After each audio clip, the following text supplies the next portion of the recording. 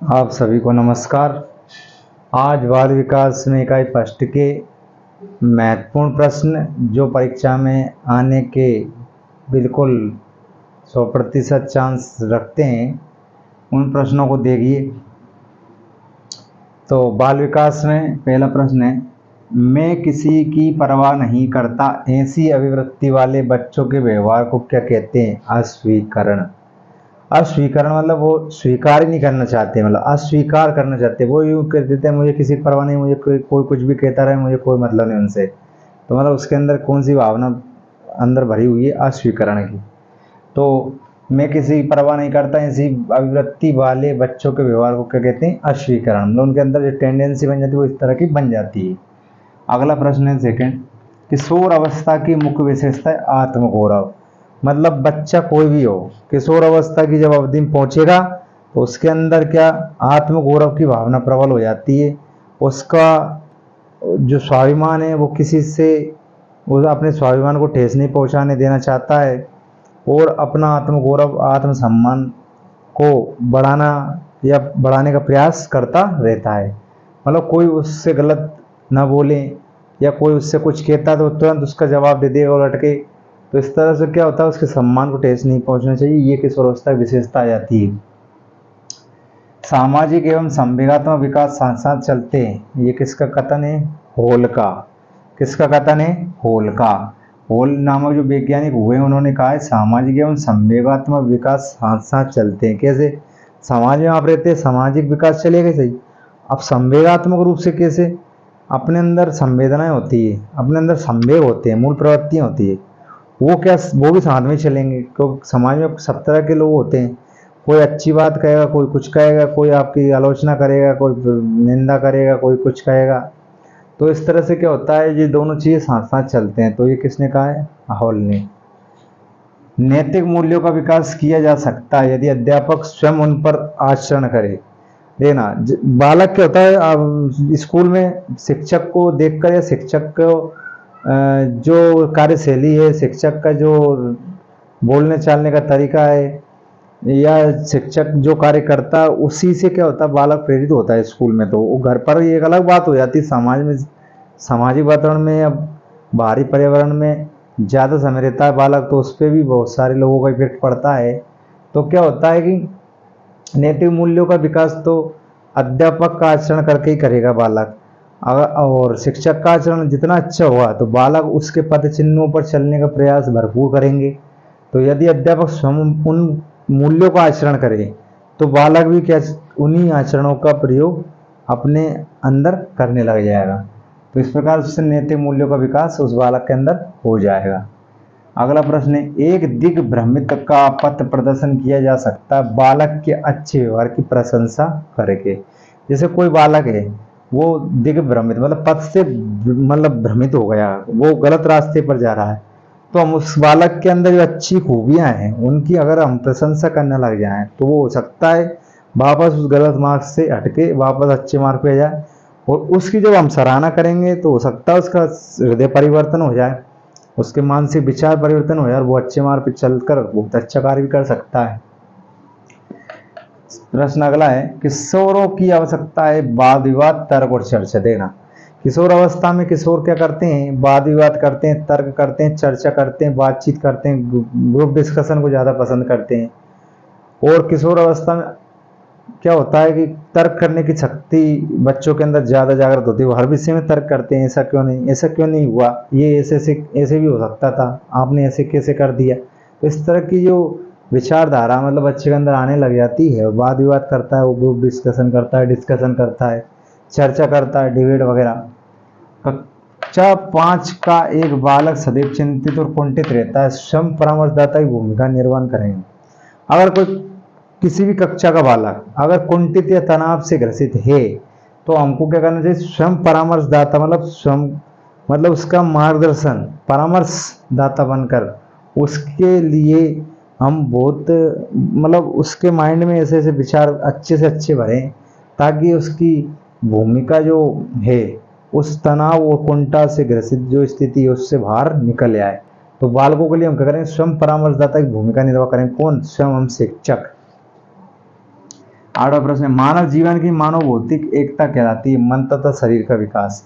मानव जीवन की मानव भौतिक एकता क्या कहलाती है? मन तथा शरीर का विकास। अगर मन का विकास और शरीर का विकास अच्छे से है तो मानव जीवन का मानव भौतिक एकता ये कहलाती है। मानव मनोभौतिक मतलब मन और उसका जो शारीरिक परिवर्तन है वो उनमें क्या हो जाता है? एकता आ जाती, कम्युनिटी आ जाती है। 9वां प्रश्न, बच्चे का विकास विद्यालय में शिक्षक द्वारा किस प्रकार प्रभावित होता है? मानसिक, सामाजिक और संवेगात्मक रूप से। बालक का जो है विद्यालय और शिक्षक द्वारा जो विकास है वो प्रभावित होता है। कैसे?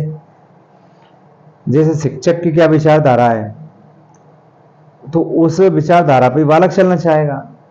उसका सामाजिक परिवेश कैसा, किस परिवेश से आया है, शिक्षक कैसे, उसका बोलने चालने का रहन सहन का तरीका है, बात करने की शैली कैसी है, वो कई सारी चीज़ें मायने रखती है। और संवेगात्मक रूप से अगर जो शिक्षक ज़्यादा मजबूत होगा मतलब संवेगों पर नियंत्रण होगा उतना ही बालक भी उन संवेगों को मतलब कंट्रोल करने का प्रयास करेंगे। तो बच्चे का विकास विद्यालय में शिक्षक द्वारा किस प्रकार प्रभावित होता है? मानसिक, सामाजिक, संवेगात्मक रूप से। तीनों जो विकास बालक का जो है वो इन तीनों की वजह से ही क्या होता है? प्रभावित होता है। अगला प्रश्न 10वां, मानव विकास सतत प्रक्रिया। मानव विकास क्या है? एक सतत प्रक्रिया है। मानव का विकास आपको पता है, विकास एक सतत प्रक्रिया, निरंतर चलने वाली प्रक्रिया है, अनवरत चलने वाली है।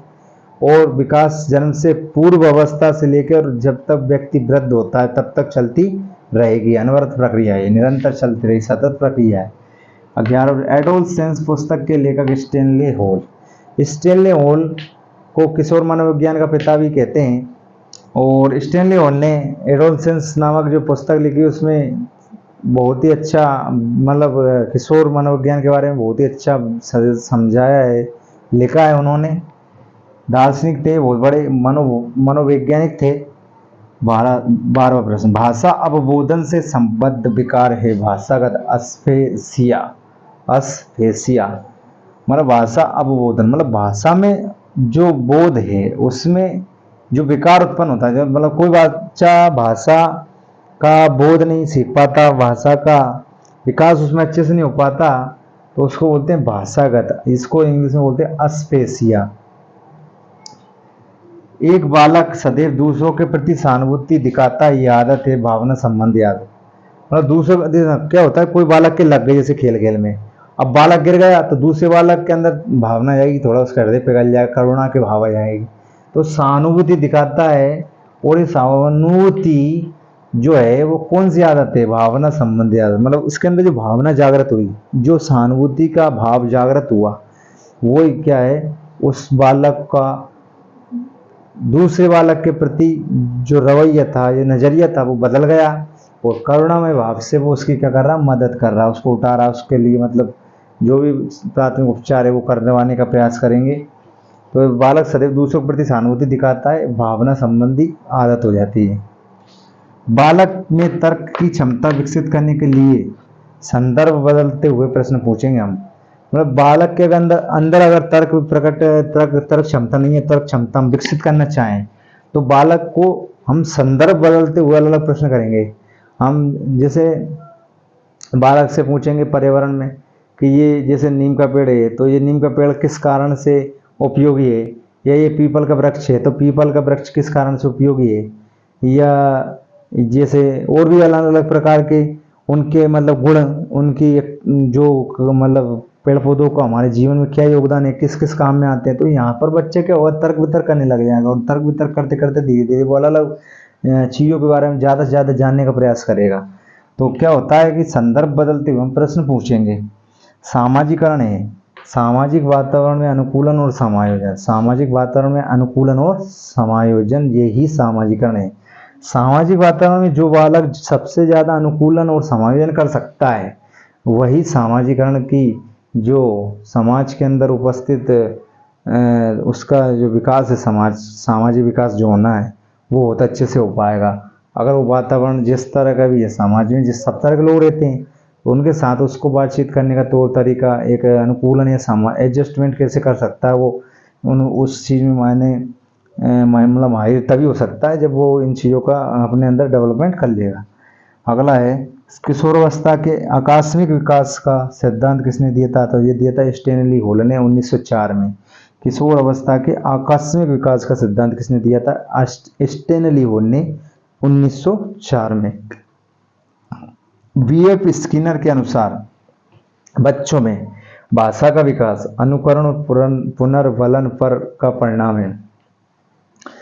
देखना, बीएफ स्किनर ने किस पर प्रयोग किए थे? चूहे पर। तो चूहे पर जो प्रयोग किए थे उनको उसने बच्चों पर भी लागू करके देखे।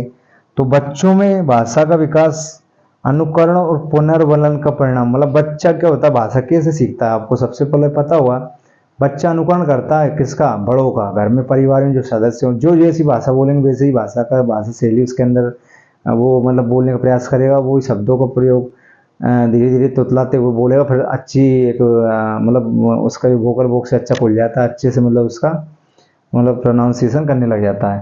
तो अनुकरण करके ही भाषा सीखते हैं बालक सबसे पहले। और जिस वातावरण में रखेंगे, जैसे वातावरण में रखेंगे, बालक का शब्दावली, भाषागत जो विचार है और जो भाषा का मतलब ये मान के चलिए विकार, जितने भी भाषा में क्योंकि त्रुटियाँ तो होती है, बड़े लोगों से क्या होता है, शब्दावली अलग अलग जो अपने वातावरण में या क्षेत्रीय बोलियाँ जो होती है वो बालक पहले सीखता है, मातृभाषा पहले सीखता है। तो उसका क्या करता है, वो उनका अनुकरण करते हुए उन पर पुनर्बलन देता है, मतलब पुनर्बल देता है, मतलब बार बार कि इनने ये क्या बोला और इसका मतलब क्या है। तो वो इस तरह से क्या होता है, उसके अंदर भाषा का विकास होता है। ये किसने कहा है? बीएफ स्किनर साहब ने, कि बालक अनुकरण और बालक अनुकरण एवं पुनर्बलन के द्वारा ही क्या होता है, भाषा का विकास होता है, मतलब ये उन्होंने कहा है। तो आप लोग ये अच्छे से इन प्रश्नों को अच्छे से कर लीजिए, एक बार अच्छे से देख लीजिए। ये प्रश्न बहुत ही महत्वपूर्ण है परीक्षा के लिए, और इकाई प्रश्न से संबंधित हम जितने अच्छे अच्छे प्रश्न करवा सकते थे आपके लिए आज पूर्ण हो गए हैं। अब हम नेक्स्ट इकाई 2 स्टार्ट करेंगे, जो आपके लिए परीक्षा में बहुत ही कारगर सिद्ध होगी। तो ये प्रश्न जितने भी हमने करवाए हैं आपको किसी न किसी एग्जाम में निश्चित रूप से मिलेंगे, जो आपकी सफलता के जो प्रयास हैं उनमें मददगार साबित होंगे। तो इसी के साथ आप सभी को बहुत बहुत धन्यवाद। जय हिंद, जय भारत।